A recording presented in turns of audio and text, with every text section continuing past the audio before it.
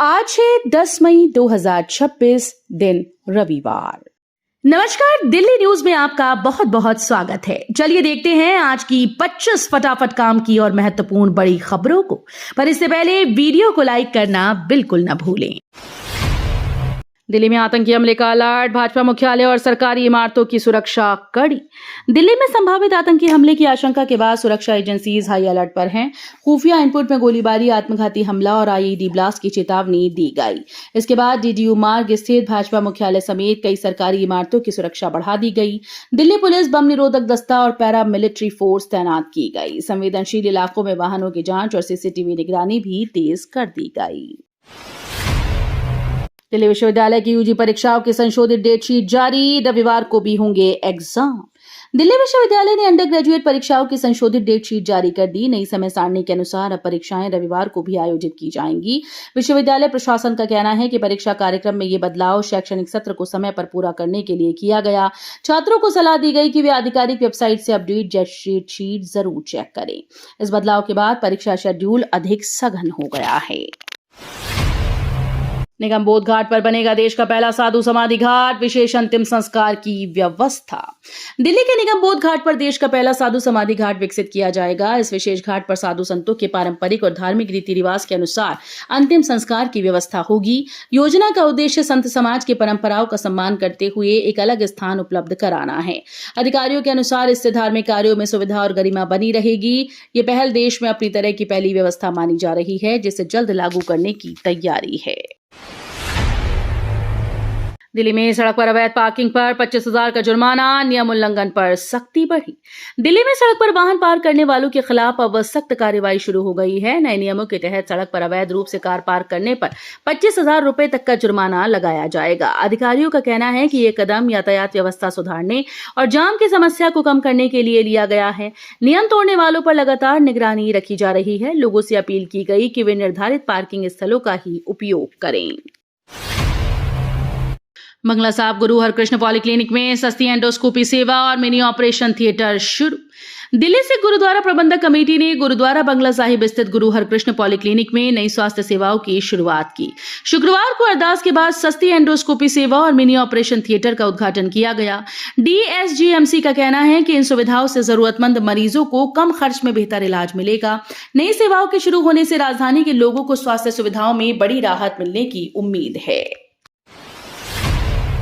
दिल्ली वाले घर बैठे कर सकेंगे जन्म मृत्यु प्रमाण पत्र सुधार, 1 महीने में शुरू होगी इस सुविधा। दिल्ली के लोगों को जल्द बड़ी सुविधा मिलने जा रही है। अब जन्म और मृत्यु प्रमाण पत्र में सुधार के लिए सरकारी दफ्तरों के चक्कर नहीं लगाने होंगे। नई व्यवस्था के तहत लोग घर बैठे ऑनलाइन आवेदन कर दस्तावेजों में सुधार कर सकेंगे। बताया जा रहा है कि यह सुविधा अगले 1 महीने के भीतर शुरू हो सकती है। इससे प्रक्रिया आसान और पारदर्शी बनेगी, साथ ही लोगों का समय भी बचेगा। दिल्ली में कबूतरों की बढ़ती समस्या पर विभागों में जिम्मेदारी विवाद, एनडीएमसी ने कार्रवाई का दिया भरोसा। दिल्ली में कबूतरों की बढ़ती समस्या को लेकर अब विभागों के बीच जिम्मेदारी को लेकर विवाद सामने आया। पीडब्ल्यूडी ने साफ कहा कि ये मामला उनके दायरे में नहीं आता। वहीं एनडीएमसी ने स्थिति पर कार्रवाई का भरोसा दिया।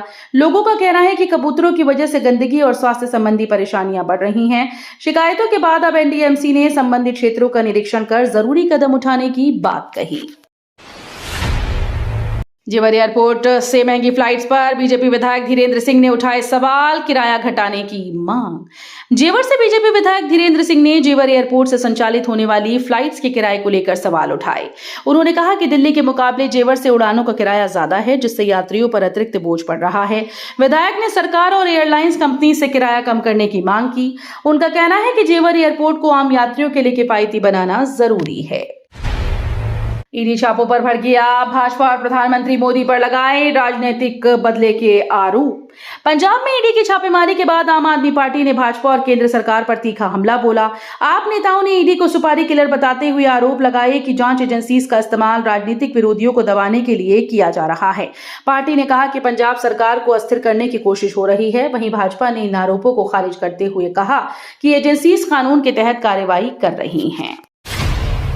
अरविंद केजरीवाल का केंद्र पर हमला, बोले मोदी जी 4 ईडी रेड और करवा दो। आम आदमी पार्टी के राष्ट्रीय संयोजक अरविंद केजरीवाल ने केंद्र सरकार और जांच एजेंसीज पर फिर से निशाना साधा। केजरीवाल ने तंज कसते हुए कहा कि मोदी जी 4 ईडी की रेड और करवा दो। उन्होंने आरोप लगाया कि विपक्षी नेताओं को राजनीतिक दबाव बनाने के लिए जांच एजेंसीज का इस्तेमाल किया जा रहा है। उनके बयान के बाद सियासी माहौल गर्मा गया।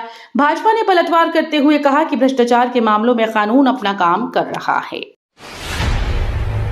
दिल्ली में प्रदूषण रोकने के लिए सरकार सख्त फील्ड सर्वेयर करेंगे, निगरानी और कार्रवाई।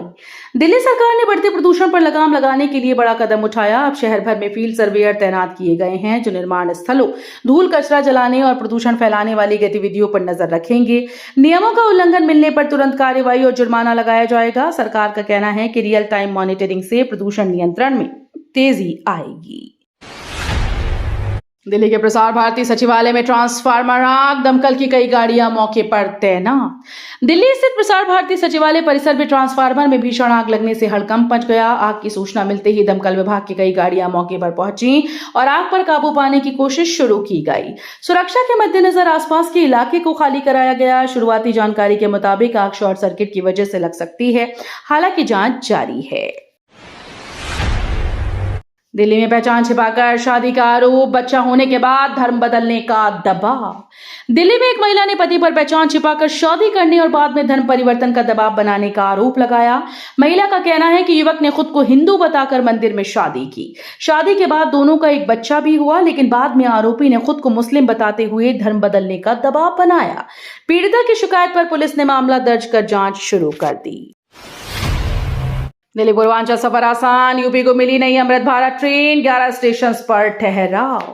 दिल्ली से पूर्वांचल जाने वाले यात्रियों के लिए बड़ी खुशखबरी है। भारतीय रेलवे ने यूपी को नई अमृत भारत ट्रेन की सौगात दी है। ये ट्रेन दिल्ली और गोरखपुर के बीच चलेगी, जिससे सफर पहले से ज्यादा आसान और किफायती होगा। ट्रेन का रास्ते में 11 प्रमुख स्टेशन पर ठहराव होगा, जिससे लाखों यात्रियों को सीधा फायदा होगा। दिल्ली विश्वविद्यालय में गिरती छत पंखों पर भड़की एनएसयूआई, छात्रों की सुरक्षा को लेकर प्रदर्शन। दिल्ली विश्वविद्यालय में लगातार हो रही छत और पंखे गिरने की घटनाओं ने छात्रों की सुरक्षा पर गंभीर सवाल खड़े कर दिए। कई कॉलेजों और विभागों में जर्जर भवनों की शिकायतों के बीच एनएसयूआई ने प्रशासन के खिलाफ मोर्चा खोल दिया। छात्र संगठन का आरोप है कि बार बार शिकायतों के बावजूद यूनिवर्सिटी प्रशासन मरम्मत और सुरक्षा इंतजामों को लेकर लापरवाह बना हुआ है। बुराड़ी में फूटी पानी पाइपलाइन, मरम्मत कार्य के चलते कल तक ट्रैफिक रहेगा प्रभावित। दिल्ली के बुराड़ी इलाके में 100 फुटा रोड पर पानी की पाइपलाइन फूटने से लोगों को परेशानी का सामना करना पड़ा। पाइपलाइन की मरम्मत का काम लगातार जारी है, जिसके चलते ट्रैफिक व्यवस्था प्रभावित हो गई। दिल्ली ट्रैफिक पुलिस ने कल तक डायवर्जन लागू रहने की जानकारी दी और लोगों से वैकल्पिक मार्ग अपनाने की अपील की। मौके पर पुलिस और संबंधित विभाग की टीम मौजूद है। दिल्ली समेत उत्तर पश्चिम भारत में फिर बदलेगा मौसम, आईएमडी ने जारी किया आंधी बारिश का अलर्ट। दिल्ली एनसीआर समेत पूरे उत्तर पश्चिम भारत में मौसम एक बार फिर से करवट लेने वाला है। भारतीय मौसम विभाग यानी इंडिया मीटियोरोलॉजिकल डिपार्टमेंट ने 11 से 14 मई तक आंधी बारिश और तेज हवाओं का अलर्ट जारी किया। आईएमडी के मुताबिक कई इलाकों में 40 से 60 किलोमीटर प्रति घंटे की रफ्तार से हवाएं चल सकती हैं। दिल्ली, पंजाब, हरियाणा, राजस्थान और पश्चिमी यूपी में गरज चमक के साथ बारिश की संभावना जताई गई। दिल्ली के 2 गांव के किसानों को अदालत से राहत, बढ़ा हुआ मुआवजा मिलेगा। दिल्ली के 2 गांव के किसानों और जमीन मालिकों को बड़ी राहत मिली। रोहिणी जिला अदालत ने भूमि अधिग्रहण से जुड़े मामलों में मुआवजे की दर बढ़ाने का आदेश दिया। अदालत ने कहा कि किसानों को उनकी जमीन के बदले पहले तय राशि से ज्यादा भुगतान किया जाए।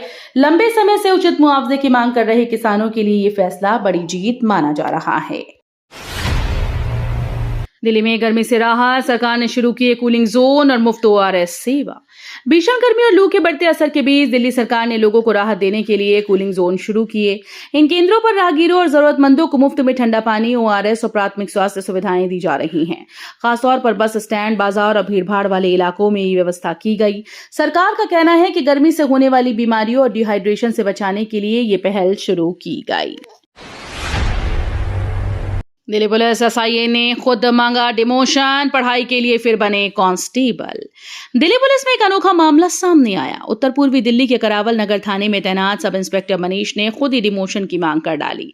मनीष ने अधिकारियों से कहा कि एसआई पद पर काम का दबाव ज्यादा है और उन्हें पढ़ाई के लिए समय नहीं मिल पा रहा।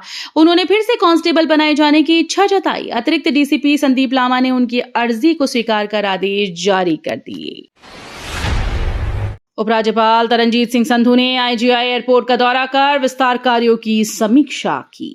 दिल्ली के उपराज्यपाल तरनजीत सिंह संधू ने इंदिरा गांधी अंतर्राष्ट्रीय हवाई अड्डे का दौरा किया। इस दौरान उन्होंने एयरपोर्ट के परिचालन व्यवस्था और चल रहे विस्तार कार्यों की विस्तृत समीक्षा की। अधिकारियों ने उन्हें यात्री सुविधाओं, सुरक्षा व्यवस्था और भविष्य की योजनाओं की जानकारी दी। उपराज्यपाल ने निर्माण कार्यों में तेजी लाने और यात्रियों को बेहतर सेवाएं देने पर जोर दिया। 53 की उम्र में मिली सरकारी नौकरी, सालों की मेहनत और धैर्य ने बदली किस्मत। 53 साल की उम्र में सरकारी नौकरी पाना किसी चमत्कार से कम नहीं, लेकिन इस शख्स ने मेहनत और धैर्य से इसे सच कर दिखाया। लंबे इंतजार, संघर्ष और कई असफलताओं के बाद आखिरकार उन्हें सरकारी विभाग में नियुक्ति मिल ही गई। परिवार और गांव में खुशी का माहौल है। उन्होंने साबित कर दिया कि अगर हौसला मजबूत हो तो उम्र कभी भी सफलता की राह में बाधा नहीं बनती। उनकी कहानी अब लाखों युवाओं और नौकरी की तैयारी कर रहे लोगों के लिए प्रेरणा बन गई है। थलपति विजय के सीएम शपथ की चर्चा, लोक भवन पत्र का दावा वायरल। तमिल अभिनेता और नेता विजय को लेकर सोशल मीडिया पर एक दावा वायरल हो रहा है कि वो रविवार सुबह 10 बजे मुख्यमंत्री पद की शपथ लेंगे। बताया जा रहा है कि लोक भवन से एक पत्र जारी हुआ, हालांकि इसकी आधिकारिक पुष्टि नहीं हुई। इस खबर के बाद राजनीतिक और सोशल मीडिया हलकों में चर्चा तेज हो गई। फिलहाल किसी भी सरकारी स्तर पर इस दावे की पुष्टि नहीं की गई। 6,930 पौधे लगाने के बाद भी दिल्ली का स्मृति वन नहीं बन सका, घना जंगल। दिल्ली में स्मृति वन परियोजना के तहत 6,930 पौधे लगाए जाने के बावजूद इसे घना जंगल का रूप नहीं मिल पाया। पिछले 5 वर्षों से चल रही इस पहल के बावजूद अपेक्षित परिणाम नहीं दिख रहे। विशेषज्ञों का कहना है कि रखरखाव और पर्यावरणीय परिस्थितियों की वजह से पौधों की वृद्धि प्रभावित हुई। स्थानीय लोगों ने भी परियोजना की धीमी प्रगति पर सवाल उठाए हैं। पंजाब राजनीति में घमासान, आप पर विदेशी कंपनी बनाकर फंड राउंड ट्रिपिंग के गंभीर आरोप। पंजाब की राजनीति में आम आदमी पार्टी को लेकर नया विवाद सामने आया। आप पर विदेश में कंपनी बनाकर फंड की राउंड ट्रिपिंग करने के आरोप लगाए गए। मामले को लेकर राजनीतिक बयानबाजी तेज हो गई। विपक्ष ने आरोपों की निष्पक्ष जांच की मांग की, जबकि आपने इन दावों को पूरी तरह से बेबुनियाद और राजनीतिक साजिश बताया। पार्टी नेताओं का कहना है कि जनता के बीच बढ़ती लोकप्रियता से घबराकर विपक्ष इस तरह के आरोप लगा रहा है। तो ये थी आज की बड़ी खबरें। रोजाना ऐसे ही सबसे पहले अपडेट पाने के लिए चैनल को सब्सक्राइब करना बिल्कुल न भूलें। धन्यवाद।